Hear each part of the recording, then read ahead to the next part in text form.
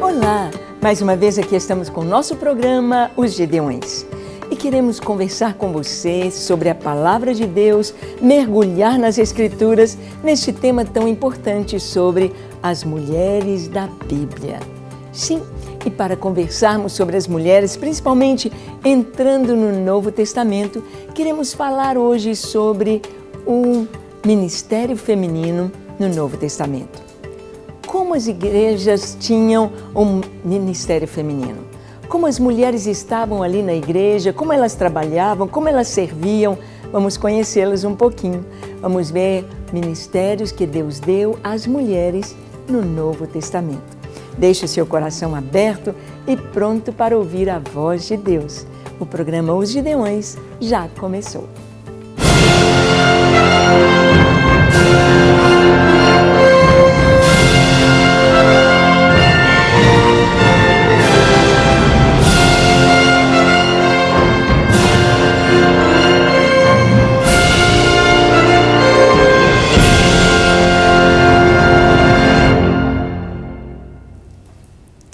Muito bem, nós sabemos que em todo tempo Deus tem usado as mulheres.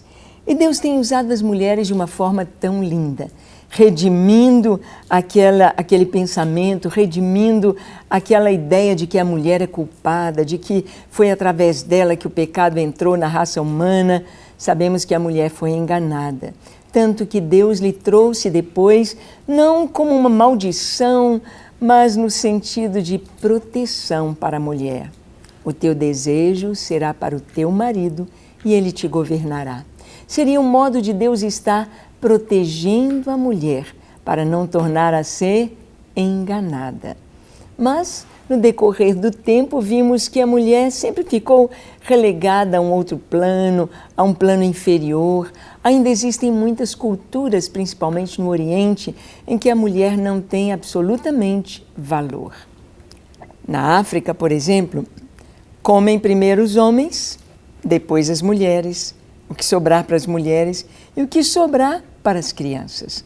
Nós vemos que é algo assim que não está bem afinado com a vontade de Deus, porque na vontade de Deus o Senhor nos coloca todos no mesmo patamar, no mesmo plano diante dele. E nós vamos ver o que a palavra de Deus nos diz sobre o ministério feminino no Novo Testamento. O ministério feminino dentro do contexto do que Cristo veio trazer. Vamos ver, por exemplo, o que Paulo nos diz na sua carta aos Gálatas, capítulo 3, de 26 a 29. Paulo diz assim: Pois todos vós sois filhos de Deus mediante a fé em Cristo Jesus, porque todos quantos fostes batizados em Cristo, de Cristo vos revestistes. Dessarte não pode haver judeu nem grego, nem escravo nem liberto, nem homem nem mulher, porque todos vós sois um em Cristo Jesus. E se sois de Cristo, também sois descendentes de Abraão e herdeiros segundo a promessa. Nessa carta aos Gálatas, aos irmãos da Galácia, Paulo nos traz ensinamentos tão importantes acerca de assuntos, naquela época, tão difíceis, assuntos tão imbricados como, por exemplo, a questão da lei e da graça, a questão do ministério feminino, a questão do serviço ao Senhor. E Paulo diz o seguinte: pois agora todos vós sois filhos de Deus mediante a fé em Cristo Jesus. Paulo então colocou todos, homens e mulheres, crianças, adolescentes, jovens, velhos, todos, independente da idade, do gênero, o Senhor os colocou todos no mesmo patamar, no mesmo rebanho, sob o mesmo pastor, Jesus. Em Cristo somos filhos de Deus. O Senhor mesmo havia dito em João capítulo 1, versículo 12, ele diz que a todos quantos o receberam, ele deu-lhes o poder de serem feitos filhos de Deus, a saber, os que creem no seu nome. Então, o requisito principal para ser filho de Deus é crer.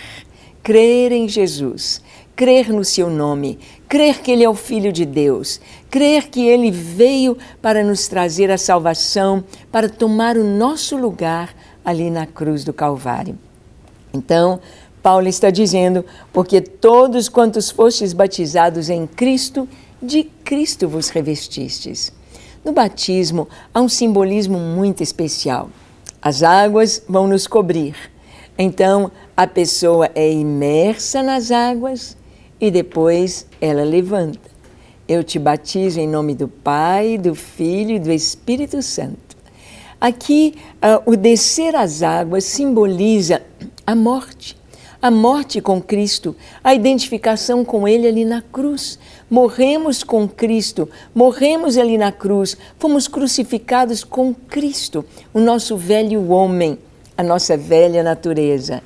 E ao sair da água, ao emergir da água, então é com a nova vida, a nova identidade, um novo nome, uma nova família, um novo coração, uma nova disposição, uma nova raça. Somos agora filhos de Deus. E nisto Paulo está colocando aqui todos. Paulo está dizendo, olha, pois todos vós sois filhos de Deus em Cristo. Filhos de Deus em Cristo, mediante a fé. Batizados em Cristo, agora nos revestimos de Cristo. Ou seja, tomamos a natureza do Senhor, tomamos a vida do Senhor sobre nós. Nos vestimos de Cristo, nos vestimos da nova vida. E, independente de quem sejamos, porque Paulo diz, dessa arte não pode haver judeu nem grego. Aqui ele colocou os dois, simbolizando aqui, judeu, simbolizando o povo de Deus, simbolizando aqueles que são a descendência de Abraão em Jacó, em Israel, e grego, gregos, os gentios da época.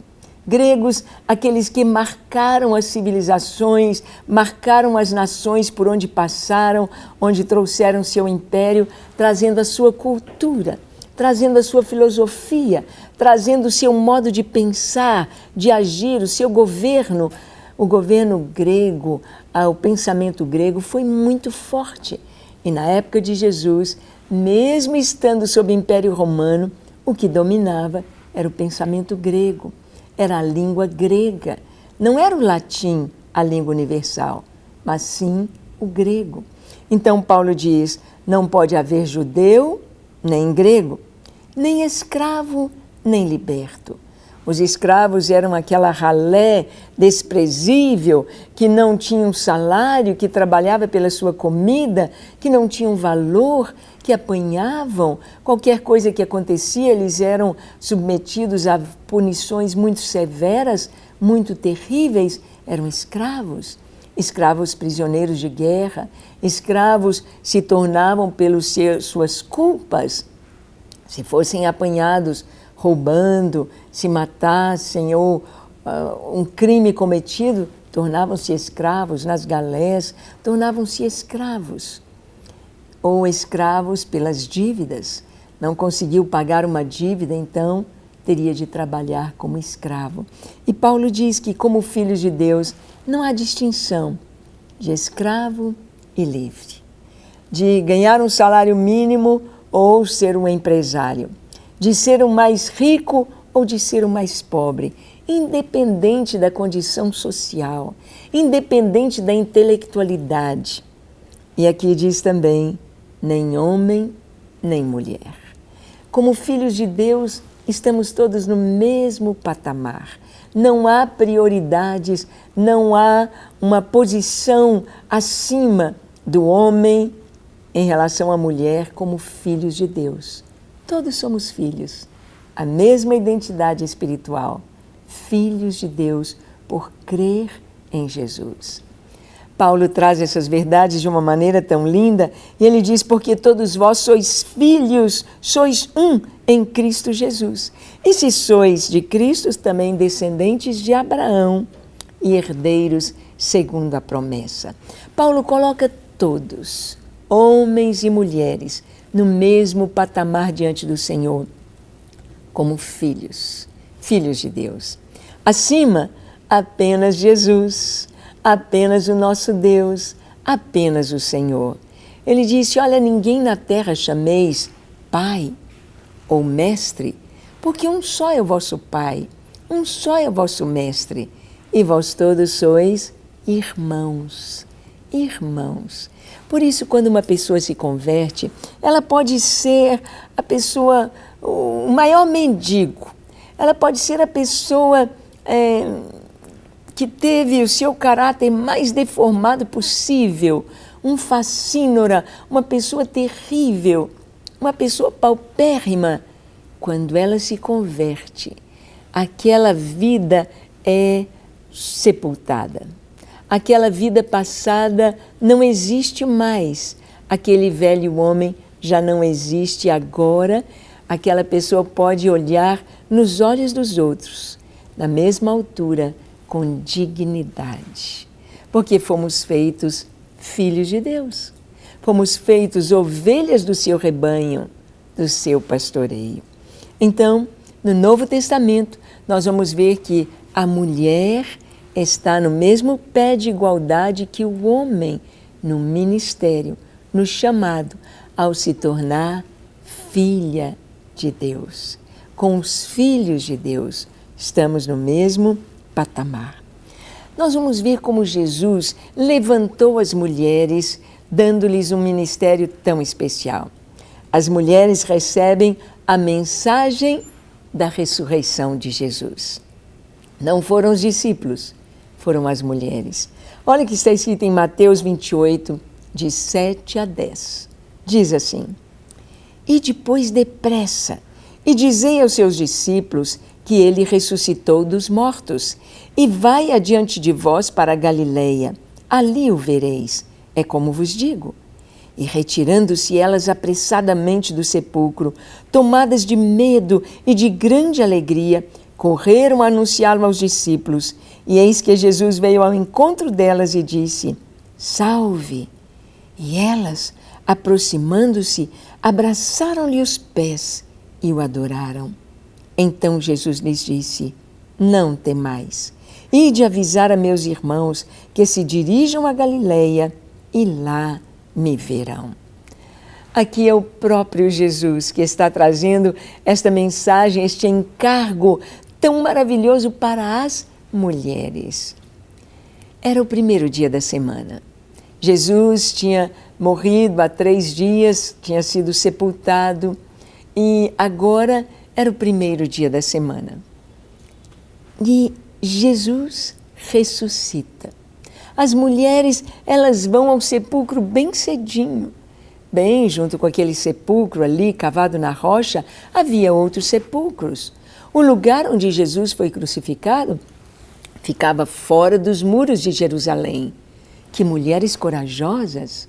Elas levantaram bem cedo e elas foram até o sepulcro. Elas foram até o lugar onde Jesus fora colocado ao ser tirado da cruz e sepultado por José de Arimateia e por Nicodemos. Então, quando elas chegam ao sepulcro, elas têm a visão de anjos. Anjos que dizem, olha, ele não está aqui, mas ressuscitou. Ide depressa, dizei aos seus discípulos que ele ressuscitou. E ele vai adiante dos discípulos para a Galileia. O anjo trouxe a mensagem para as mulheres. Vão e anunciem aos discípulos. Vão e contem que ele não está aqui. Contem que o sepulcro está aberto. Contem que a pedra foi rolada por um terremoto. Contem que o que vocês viram, os soldados romanos aqui como mortos, em estado de choque pela glória de Deus revelada neste lugar. Contem que vocês viram o túmulo vazio, que o corpo dele não está aqui, mas que Jesus, conforme havia prometido, ele ressuscitou. Então, primeiramente, os anjos trazem essa mensagem para as mulheres. Os anjos. E elas saem do sepulcro apressadamente, tomadas de 2 coisas, medo e alegria. Medo. Era uma situação... Uau! Era o que o Senhor prometeu, era o que o Senhor falou, e agora ele disse que, o anjo disse que ele ressuscitou e vai à frente para Galileia. Elas tinham medo de passar esta mensagem, medo de não serem compreendidas, serem levadas a sério, mas elas tinham também alegria. Sim, quando Jesus ressuscitou, quando a mensagem eclodiu pela terra, eclodiu ali por Jerusalém, havia esses dois sentimentos, medo e alegria. Por quê? Porque o Espírito Santo ainda não tinha sido derramado. O Espírito Santo que nos dá coragem, o Espírito Santo que nos dá ousadia para ir e pregar e anunciar, não tinha sido dado. Então o coração delas estava cheio de medo.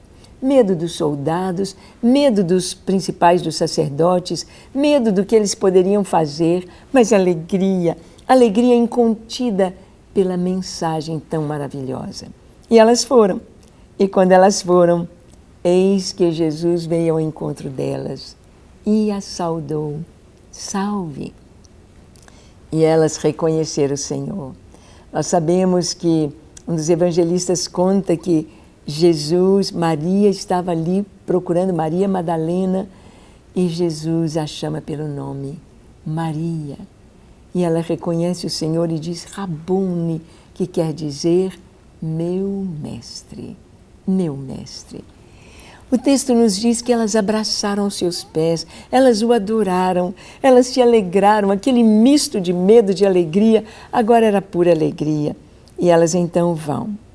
Jesus lhes diz, não temais, ide avisar aos meus discípulos que se dirijam a Galileia e lá me verão.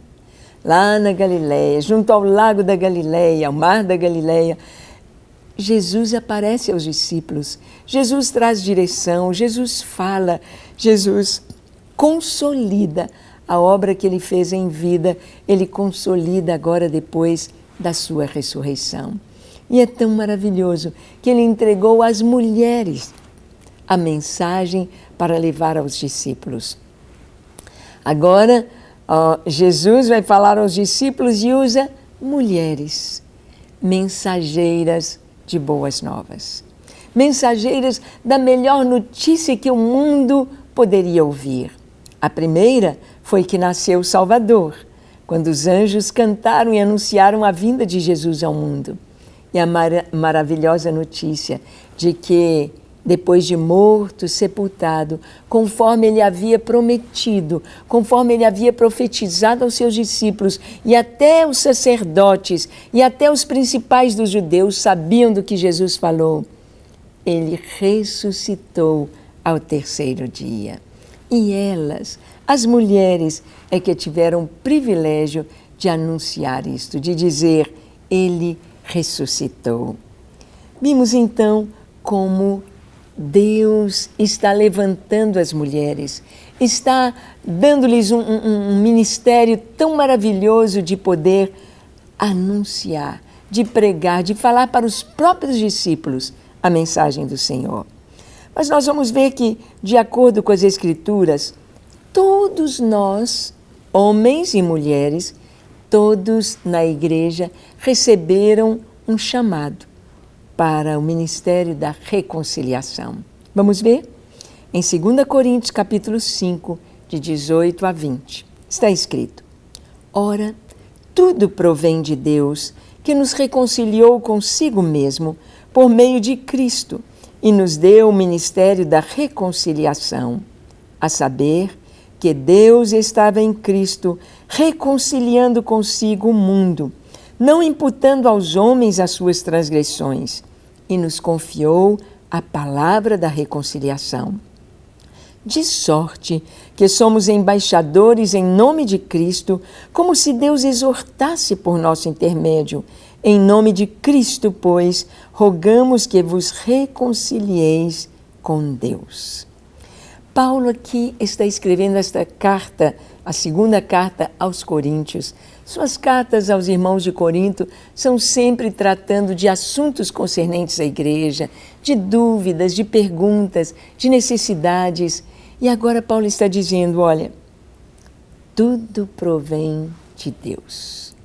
Tudo vem de Deus. Deus nos reconciliou consigo mesmo através de Cristo. Aquele muro, aquela parede de separação que o pecado fez e trouxe, foi quebrada. Agora Cristo nos reconciliou com o Pai. Cristo nos reconciliou. E diz aqui que a palavra, que por meio de Cristo Ele nos deu o ministério da reconciliação. Esse ministério não foi dado apenas aos homens, não foi dado apenas aos líderes, aos pastores, mas a todos, diz Paulo. Todos receberam este ministério da reconciliação. Homens e mulheres, todos são ministros da reconciliação.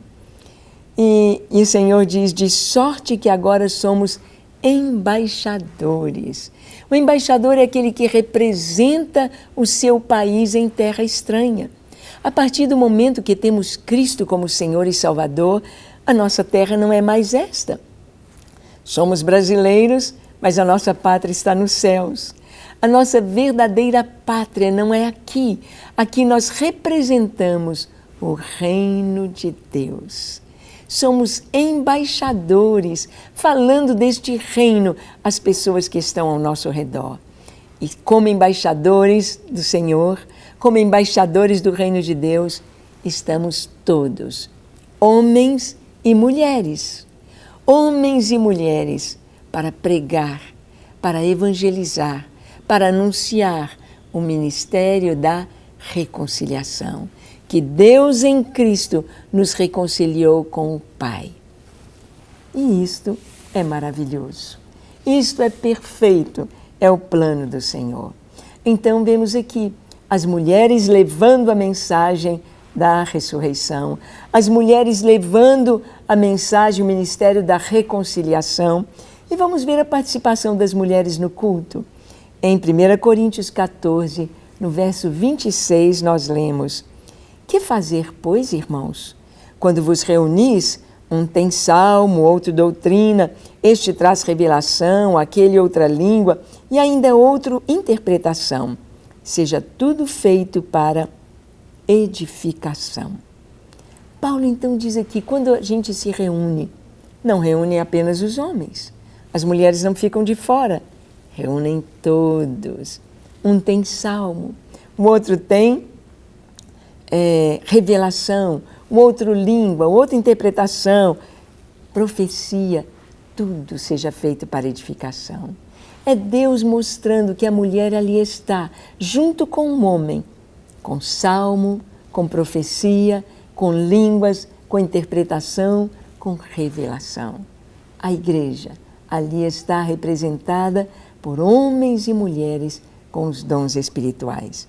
E em 1 Coríntios 14, 31, nós lemos: porque todos podereis profetizar, um após outro, para todos aprenderem e serem consolados.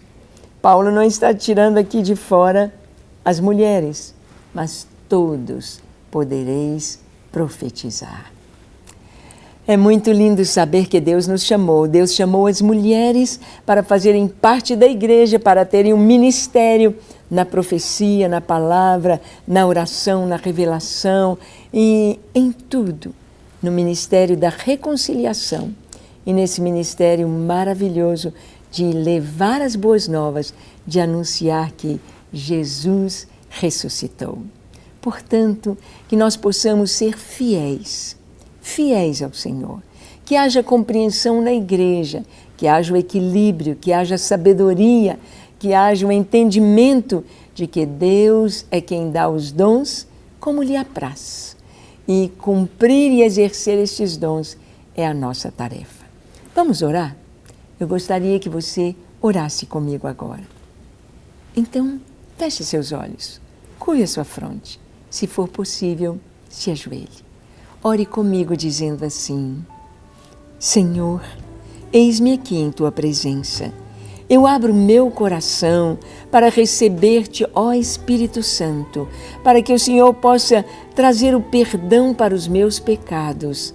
Lava-me, limpa-me, salva-me, enche-me de ti, da tua presença, ó Senhor.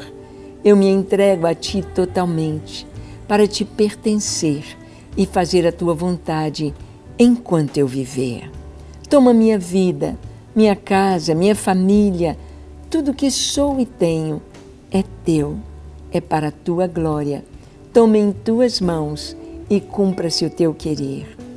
Eu sou teu, de hoje e para sempre. Amém.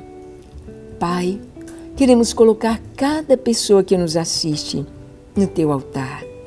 Cada vida, Senhor. Tu conheces cada um.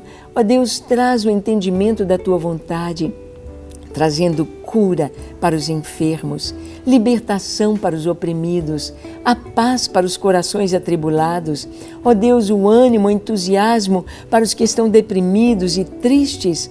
Traz a tua presença em cada lar, cada casa que se abre para receber a tua palavra através deste programa.